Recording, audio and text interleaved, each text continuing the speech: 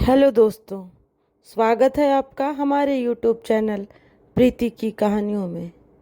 दोस्तों, गांव की गलियों में जब धूल उड़ती थी और संध्या की आरती मंदिरों से निकलकर चौपाल तक आती थी, तब रामेश्वर अपने छोटे से घर के सामने की चौखट पर चुपचाप बैठा रहता था। उम्र थी उसकी लगभग 50 वर्ष। पत्नी का देहांत हुए कई वर्ष बीत चुके थे। एक छोटा सा बेटा था, गोपाल। वही उसकी दुनिया था। रामेश्वर ने निश्चित कर लिया था कि वह पुनर्विवाह नहीं करेगा। उसकी पत्नी सरला का निधन अचानक बीमारी से हुआ था और उस क्षण के बाद उसकी दुनिया एकदम थम गई थी।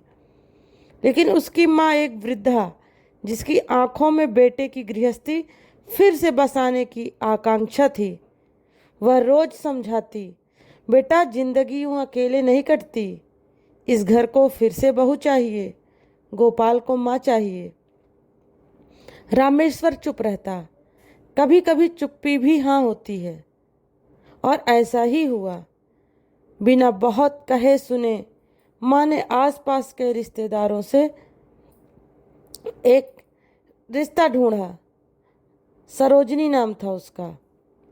18 वर्ष की एक लड़की थी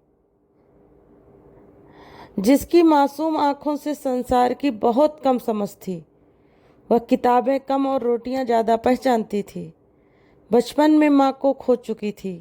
पिता गरीब थे और जब यह रिश्ता आया कि एक पढ़ा लिखा कमाने वाला विधुर रामेश्वर अपनी बहू बनाना चाहता है, तो कोई ना नहीं कह सका।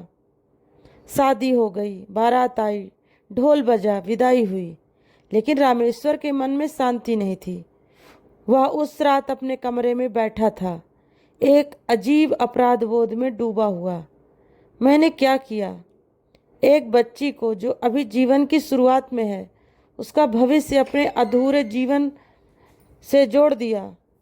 सरोजनी कमरे में आई, सिर झुकाए। रामेश्वर ने उसकी ओर देखा। वह सच में एक बच्ची जैसी लग रही थी। उस रात रामेश्वर ने एक वचन लिया, मैं इस बच्ची को कभी अपनी पत्नी नहीं बनाऊंगा। मैं इसे शिक्षा दूंगा, सम्मान दूंगा, पर इसका बचपन नहीं छीनूंगा। अगले दिन से गांव वालों को अजीब बातें सुनने को मिली। रामेश्वर अपनी पत्नी को स्कूल भेजने लगा, उसे किताबें दिलाता, रसोई से ज़्यादा उसे पाठशाला में देखा जाता। गांव के मर्द हंसते, पगला गया है। औरतें कहती, ऐसी लड़की को बहू बना लिया और पढ़ा रहा है। पर रामेश्वर नहीं रुका। 5 साल बीत गए। सरोजनी अब 23 वर्ष की थी, पढ़ी लिखी, आत्मनिर्भर, समझदार। गांव की लड़कियां उसकी मिसाल देने लगीं। उसके व्यक्तित्व में एक गरिमा थी जो पढ़ाई और सम्मान से आई थी। रामेश्वर अब भी वैसा ही था, शांत, एकांत प्रिय, संयमी। एक शाम सरोजनी ने उससे पूछा, आपने कभी मुझसे पति का अधिकार क्यों नहीं मांगा? रामेश्वर ने हल्का मुस्कान के साथ कहा, क्योंकि तुमने पत्नी बनने की उम्र में नहीं, बेटी बनने की उम्र में ये रिश्ता पाया था। अगर मैं चाहता तो तुम्हारा बचपन छीन सकता था, लेकिन मैंने तुम्हें जीने का मौका दिया। सरोजनी की आंखों में आंसू आ गए। तो अब जब मैं समझदार हूँ, क्या मैं उस अधिकार को निभा नहीं सकती? रामेश्वर चौंका। मैं तुम्हें आज़ाद करना चाहता हूँ सरोजनी। तुम चाहो तो किसी योग्य युवक से विवाह कर सकती हो। मैं तुम्हारा पिता हूँ और पिता अपनी बेटी को बांधता नहीं है। सरोजनी ने उसकी आंखों में देखा। आपने मुझे जो सम्मान दिया, उससे बढ़कर कोई रिश्ता नहीं हो सकता। आज जब मैं सोच समझ सकती हूँ तो मैं कहती हूँ, मैं अब आपकी सच्ची पत्नी बनना चाहती हूँ। अपने निर्णय से, अपने अधिकार से। उस दिन गांव के मंदिर में फिर से शादी की घंटियां बजीं। कोई शोर नहीं, कोई बारात नहीं, बस दो आत्माएं, एक जिसने सम्मान दिया और एक जिसने उस सम्मान को समझा, साथ खड़ी थी। नया विवाह अब सिर्फ एक सामाजिक रस्म नहीं, बल्कि दो इंसानों के बीच एक नवीन पवित्र सशक्त रिश्ता बन चुका था।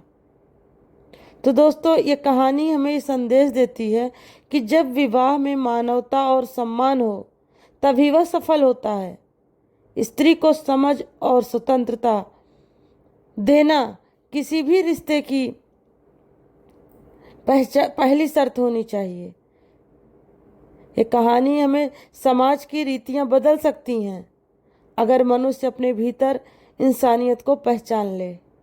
तो दोस्तों, आपको हमारी ये कहानी कैसी लगी प्लीज़ कमेंट करके ज़रूर बताइएगा। अच्छी लगी हो तो लाइक शेयर करना ना भूलिएगा। चैनल पर नए हो तो चैनल को सब्सक्राइब करिएगा। फिर मिलते हैं दोस्तों आपसे एक नई कहानी के साथ। तब तक के लिए दोस्तों नमस्कार।